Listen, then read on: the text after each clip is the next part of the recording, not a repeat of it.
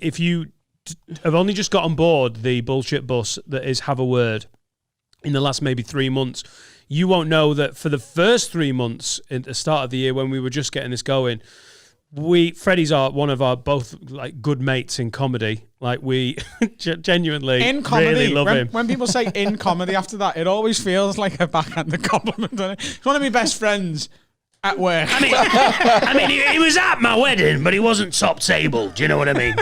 Or they do. Well, he looks like he can eat. Do you know what I mean? Well, I wasn't invited at all. Really? Yes, he fucking was. Was I? Yeah. Was I really? Yeah, I remember you getting invited. Yeah. Was I? Yeah. Ah, well, sorry, I would have come. How shit is your organisation? How did you invite me? How did you? Have you never invited me before? Yeah, I invited you. Ah, I would have actually come, especially if I'd have known this was going to kick off. Yeah. It wasn't that good. It was. Didn't you have it at a comedy club? It was great. It was pretty good. Rob Mulholland got sucked off by a gay man, so it was pretty good. Rob Mulholland spilt a bottle of wine onto my white top, my white shirt, and ruined a shirt and suit that I've never worn again because he was pissed and he tried twerking into the back of me. I'm going to be 100% honest. It's not as interesting It's not as interesting as the blowjob thing. Go on. So who sucked? Let me stop you there, guys. Blowjob aside, I lost a lovely £38 shirt. Yeah, well, that's it. But I want people to know that I'm a victim too. Do you know what I mean? Who was a victim in... What happened? Because at your wedding, everyone gets hammered, yeah? Mm-hmm. But the person who has the most fun is not the person getting married. So I watched a group of... We were there till late, me and Laura, but at the end, when they were kicking out of the venue, I watched a party of people disappear into Nottingham city centre, maybe 1 a.m, that fateful bank holiday Sunday 4 years ago. And I looked at them and Laura went, get in the fucking taxi. And I was like, right, yeah. Because it looked like just mischief heading into the night. And Rob Mulholland was like definitely the captain of that mischief. And then the rumours started circulating, like, oh, did you hear? Did you hear afterwards? Did you hear? And by the end of the Chinese Whispers, Rob Mulholland had got sucked off by a man, which I think is fucking great. Has anyone checked this, though? Did it happen? I don't know. But you don't want to check because you want to believe it. Isn't it more fun to be like, what happened at your wedding, Dan? Well, I had a lovely time and I found my soulmate. And Rob Mulholland got noshed off by a bloke. What do you mean, though, that the people getting married don't have the most fun? Stressful, isn't it? Because it's like a fucking party political fundraiser where you've got to meet and greet the whole room. What you want to be... am I wrong? At a wedding, the absolutely dream status is not to be like random guy who knows like Susan from work. Like, I'm going out with Susan and she's been invited. You want to be not quite best man, like groomsman. Groomsman means you know everyone. You've got no real responsibility, but you're like a leading role. Yeah, middle management. Best man is management. You've got a speech, you've got responsibilities. If something goes wrong, like, oh my God, Auntie Carol's fallen over, someone pick her up. That's your job. And if you're actually getting married, it's a lot of pressure and it's money you're spending. Groomsman's where you're at. You're a lead role without any work. Yeah, you can do anything. No one's going to question you, but no one's going to come to you with a problem. Yeah. Yes, that's the fucking one. You're both. Smash the game. Like, I'm not being funny. When I get married, just be prepared. I'm going to, like, do the fucking, yeah, here's your ring. Let's have a snog. I'm going to do all that shit. And then I'm going to turn round. I'm going to do the, here's your ring Yeah, bit. kid. Oh, you old romantic. And I'm going to turn We're round. at St. Steve's, you know, the fucking big Catholic church that we all got abused at. St. Steve's in town. It's dead sound. St. Margaret Mary's, it'll be in Dublin. St. Maggie Mogos. Maggie Mary's. Right. And then I'm going to turn around to the church and go, listen, nice one for coming and that. You all know where we're going. Don't expect me to be coming around and seeing everyone. I'm getting on the Jaegers the second I get to this bar. Where are you going? Where's the venue? Roxy Ballroom. Is it? There was a 50-50 chance that Table tennis and that beer was pong. hot water. Listen, darling, we'll do the reception in a bit, but I'm just doubling. Yeah. I'm opening the late show. I'm not a dick. I'm not closing it. See, Paul Smith did that, and what happened? He went to bed at 8 o'clock. Yeah. Oh, I thought you meant you got divorced. But Paul Smith's a fuck. He did, yeah. And they are sort of correlated, aren't they? That's what you meant. Bed at 8 o'clock on your wedding night doesn't necessarily mean life partner. Mate, the weddings are great fun, but having done it at various levels, I would love to not be anyone's best man again. That is a lot of responsibility. That speech when you're a comedian is not as fun as you think it's going to be, because everyone's sound to anyone doing a speech, but the rumours have circulated that you're a comedian, and they go, shh, this guy's a comedian, and you walk on like, oh shit. It's like, Do you know what, pressure. though? I can still remember some of your speech because I filmed it for you, didn't I? Yeah, thank you for that, mate. Why you invited me? That's not true. But What did you film it on? a camera. No, not like my phone.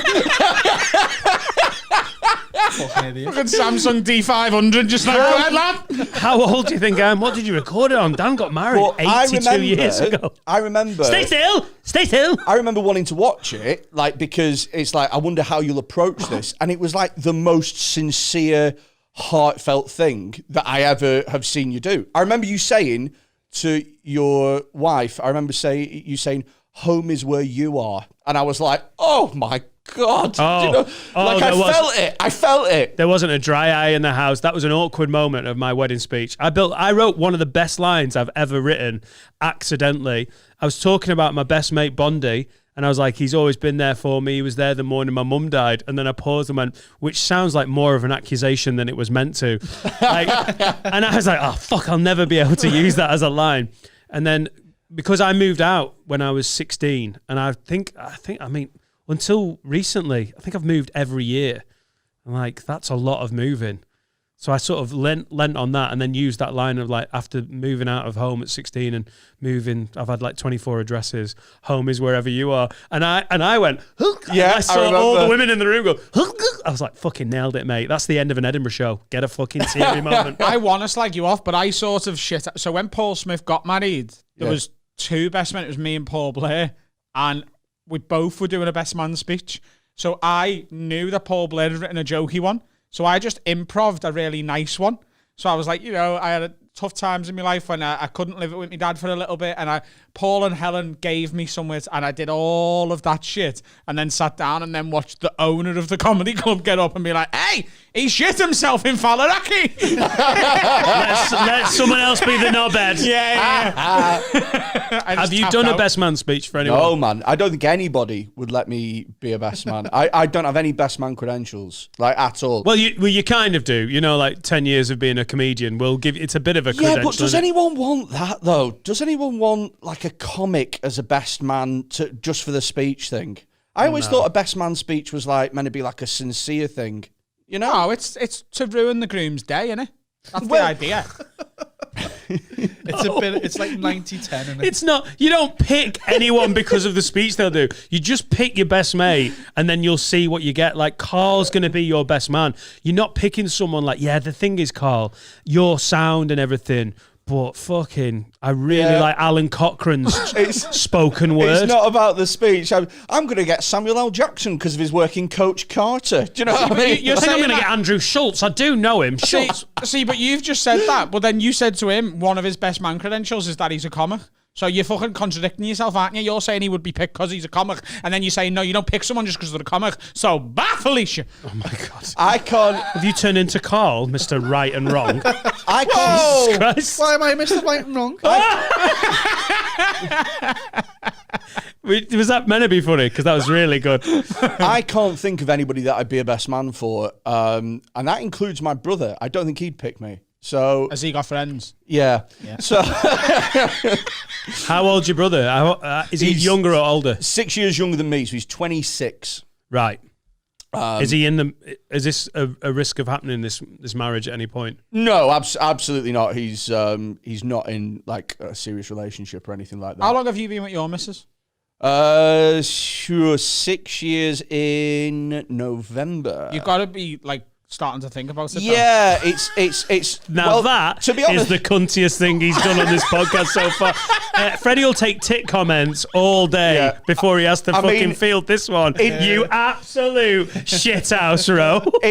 Bye, Felicia, you evil cunt. Sorry, Freddie. In many respects, Adam, obviously I would love to get married, but currently, under current COVID guidelines, it's just not safe. You can still have 30 people. Oh, mate, you can have all your friends and family. Mate, and then this still pandemic have has room been a for the fucking godsend for that question fucking off. I'd love to marry you, darling, but what if there was track and trace problems? Do you know, Has she been asking for a while? Has she hinted? Kids as well. Do you know what I mean? Yeah. And I'm not ready for that yet. Do you know what I mean? Yeah. Like, oh no, I don't like. This has got. You know, you went at the start. You went. It's not an interview. Freddie, are you ready for kids and marriage?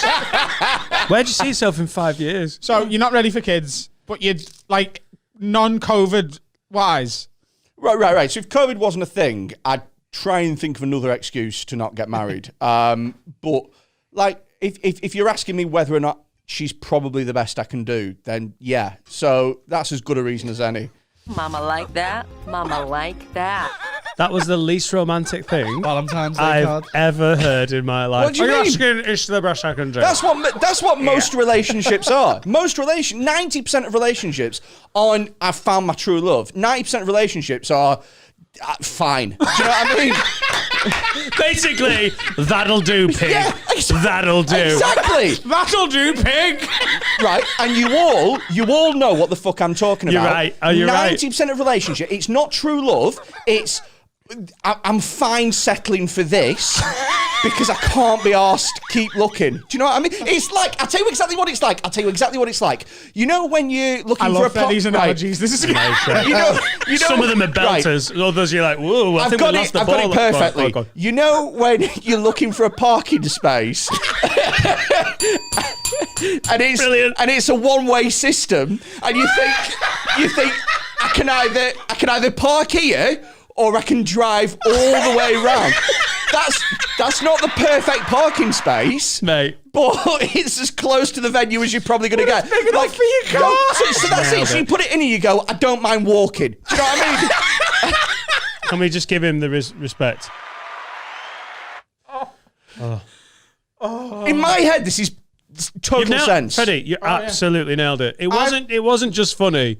It was absolutely spot on. The reason I got distracted is because of a wire. It was so good. We've been quite good mates for a while now, and I take the piss out of you a lot, especially in green rooms, because the amount of times I've heard you go, it's like, and then say something that it's absolutely not like, is I can't count how many times it's happened, and I always pull you up on it. But that was fucking Zidane Champions League final. What? Followed it all the way down and caught it beautifully. My love life as a young man, I got in the car park and it was empty. I was driving, I had the choice. I moved into one car parking space. They were near the entrance. They were near the shop. I was nailing it. And then I got into my early 30s and that car park started getting fucking busy.